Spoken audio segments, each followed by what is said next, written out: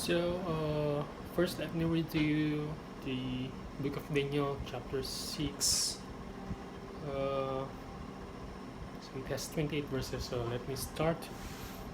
In verse 1, it pleased Darius to appoint 120 satraps to rule throughout the kingdom, with 3 administrators over them, one of whom was Daniel. So the satraps were made accountable to them, so that the king may not suffer loss. Now, Daniel so distinguished himself among the administrators and the satraps by his exceptional qualities that the king planned to set him over the whole kingdom. At this, the administrators and the satraps tried to find grounds for charges against Daniel in his conduct of government affairs, but they were unable to do so. They could find no corruption in him because he was trustworthy and neither corrupt nor negligent. Finally, these men said, "We will never find any basis for charges against this man, Daniel, unless it has something to do with the law of his God." So here we can see the corrupt in power even in old ages. Okay, so Daniel is an exceptional man with his qualities, with his faith. Uh,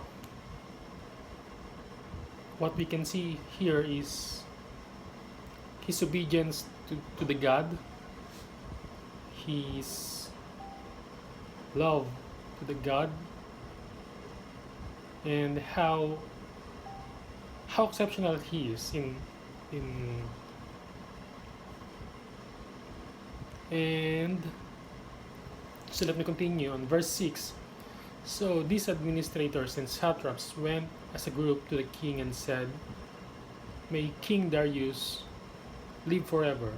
The royal administrators, prefects, satraps, advisors, and governors have all agreed that the king should issue an edict and enforce the decree that anyone who prays to any god or human being during the next 30 days, 30, or a whole month, except to you, your majesty, shall be thrown into the lion's den. Now, your majesty, issue the decree and put it in writing so that it cannot be altered, in accordance with the law of the Medes and Persians, which cannot be repealed." So King Darius put the decree in writing. So here we can see how the colleague of Daniel, the other administrators. Okay, so because Daniel was appointed as administrators, and it says on the verse 2, there has a 3 administrators and one of them is Daniel. So these 2 other administrators are so envious of Daniel, or they want to shut him down, but they cannot find any charges against him. So what they did, they knew, so Daniel's fate is not hidden to any one of them. So they used this to turn the tables. Okay, so we can see here how sneaky, how corrupt, how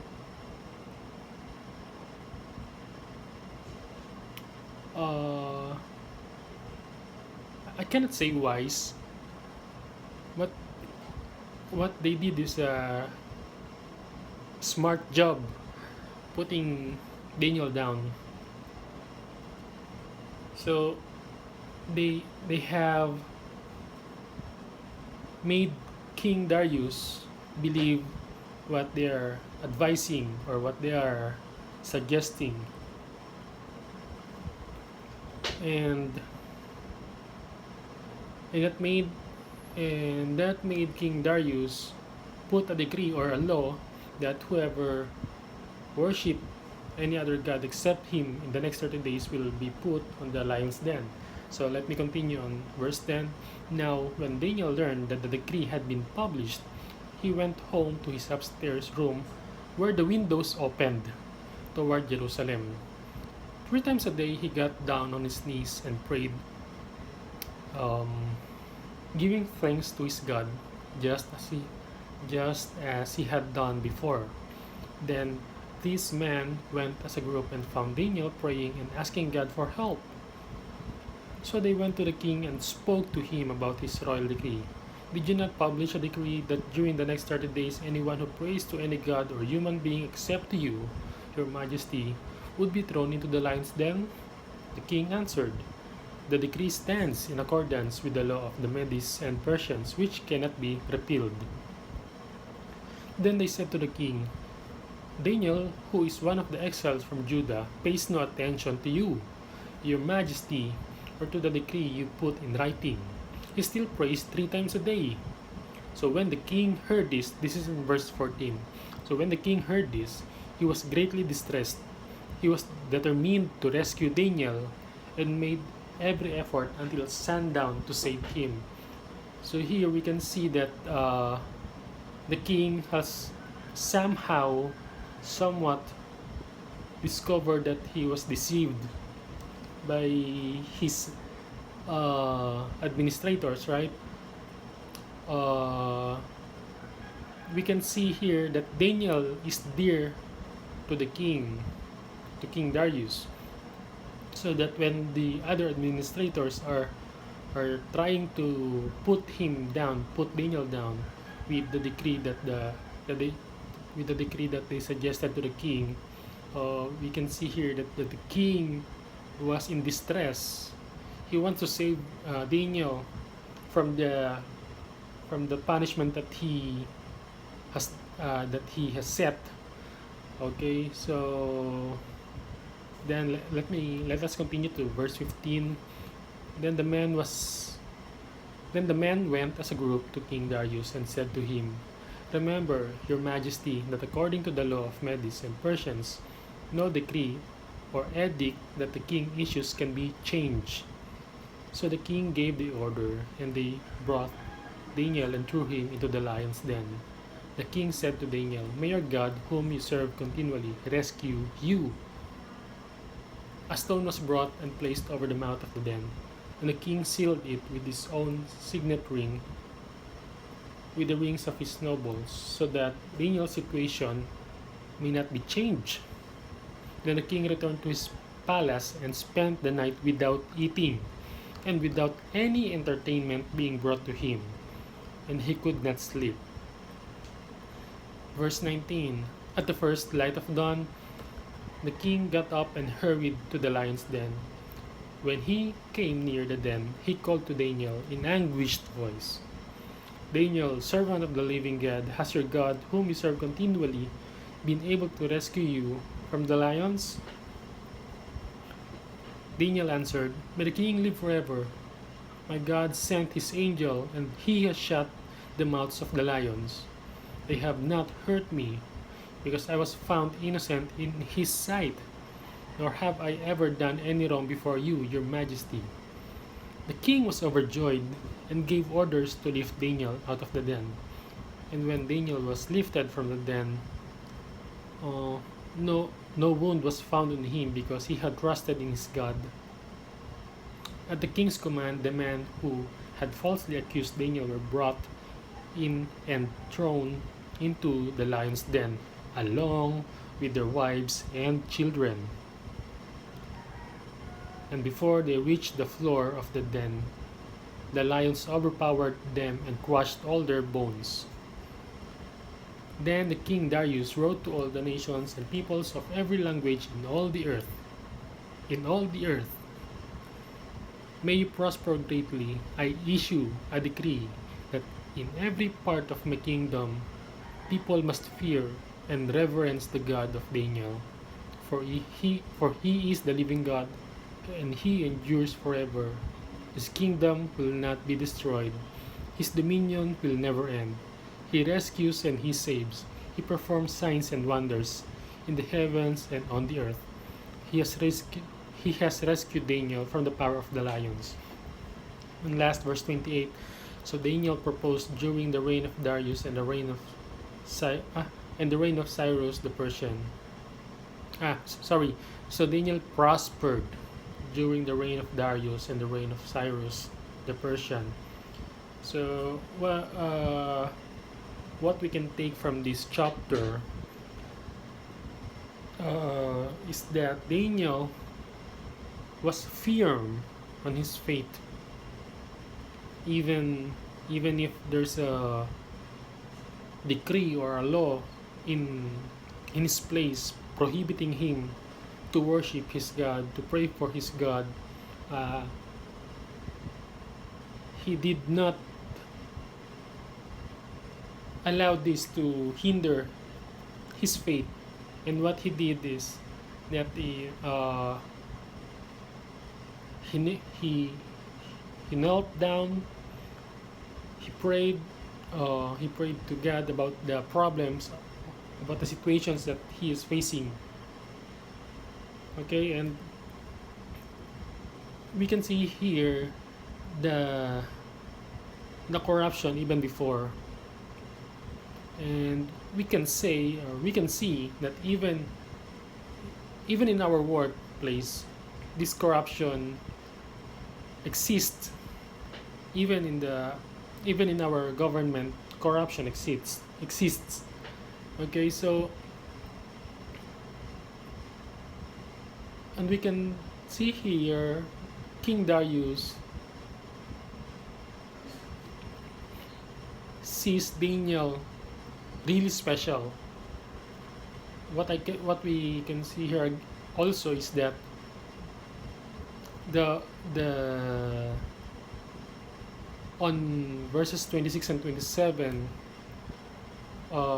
when the king issued a decree that the people should worship God, must fear God.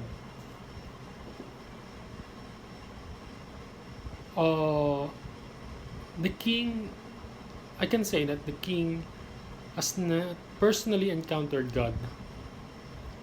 He's just a witness to Daniel, right? It is Daniel who encountered God, who has an encounter with God. But because of his stand, because of his firm faith, even the king who has not encountered God at all can proclaim this. Imagine, if we're going to stand with our faith, if we're going to stand firm with our faith, even the high people will proclaim God when they witnessed God's work in our lives. So how are we going to allow God's work in our lives?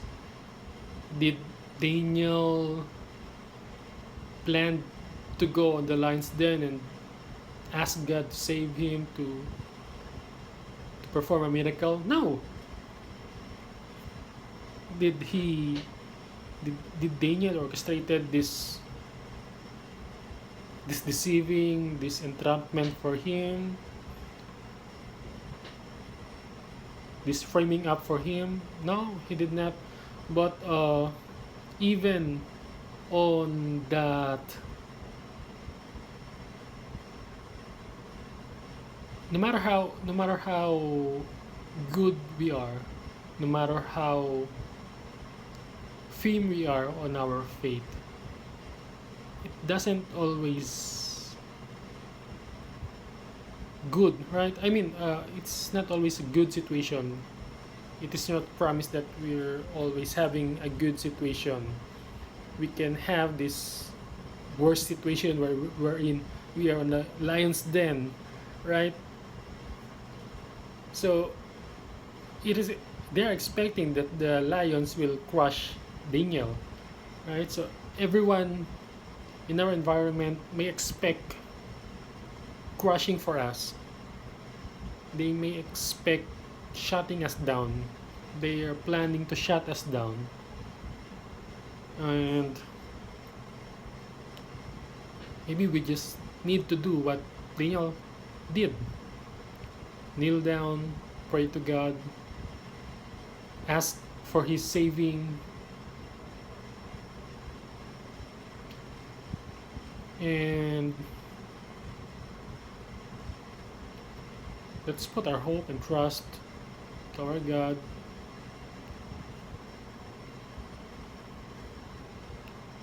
Continue to pray.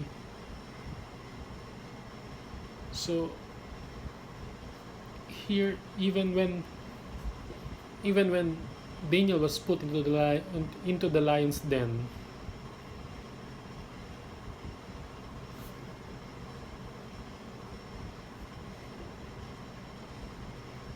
he still pray. He still he remains still. He remain. I mean, he stands firm on his faith even when he was put in the lion's den, right? Sometimes when we are put into a real bad situation, we tend to backslide, right? We tend to turn away from our faith, like we're having these thoughts or ideas like, if I try to be my own, if I try to turn back on my faith, maybe uh, I get to the situation wherein the unbelievers have, right? Maybe I can get the situation like the unbelievers have, right? It's really hard to live a Christian life when you are being placed on the worst situation, when you are being placed in a situation that we really don't like. But like Daniel, we just need to we just really need to put our faith and trust, stand firm on our faith, and let God do the rest. And on the end of this story, or this chapter rather, you can see that even the witnesses will proclaim that God is alive, that He is working in our lives. So I'm not sure if I am clear with the message, but that's it.